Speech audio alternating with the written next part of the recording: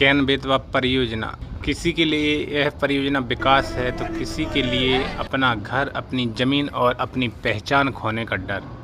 जब पानी आएगा तो सिर्फ खेत नहीं डूबेंगे, क्या लोगों की पूरी ज़िंदगी भी डूब जाएगी।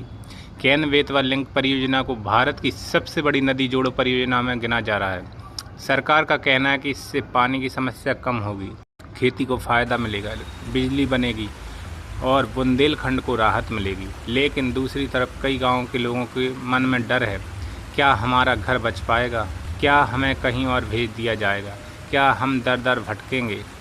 कितने गांव प्रभावित हो सकते हैं। परियोजना से जुड़े अलग अलग रिपोर्ट्स और चर्चाओं में कहा गया है कि कई गांव आंशिक या पूरी तरह प्रभावित हो सकते हैं। कुछ क्षेत्रों में ज़मीन अधिग्रहण और पुनर्वास की प्रक्रिया भी चल रही है। सबसे ज़्यादा चिंता उन परिवारों की है जो पीढ़ियों से उसी ज़मीन पर रह रहे हैं। गांव वालों का दर्द। एक बुजुर्ग किसान कहते हैं, हमारे बाप दादा यहीं रहे, अब हम कहां जाएंगे।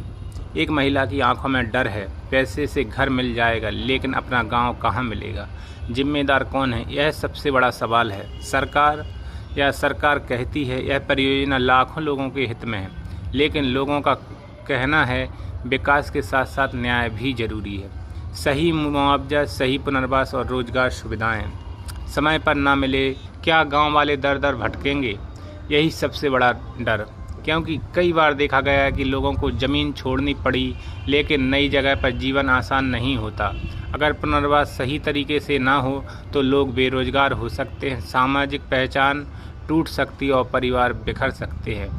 विकास जरूरी है लेकिन देश को पानी और बिजली चाहिए, इंसान की ज़िंदगी की कीमत पर नहीं।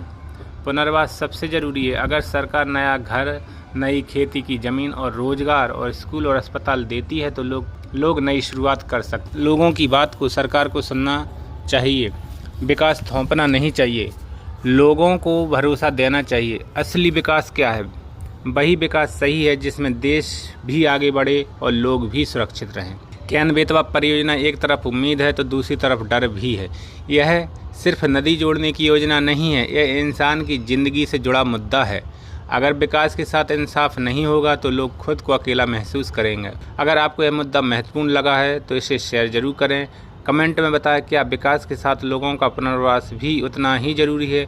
और ऐसे ही जागरूक करने वाले कंटेंट के लिए लाइक, शेयर, सब्सक्राइब करना ना भूलें। घर सिर्फ मिट्टी और दीवारों से नहीं बनता, उसमें लोगों की यादें और पूरी ज़िंदगी बसती है।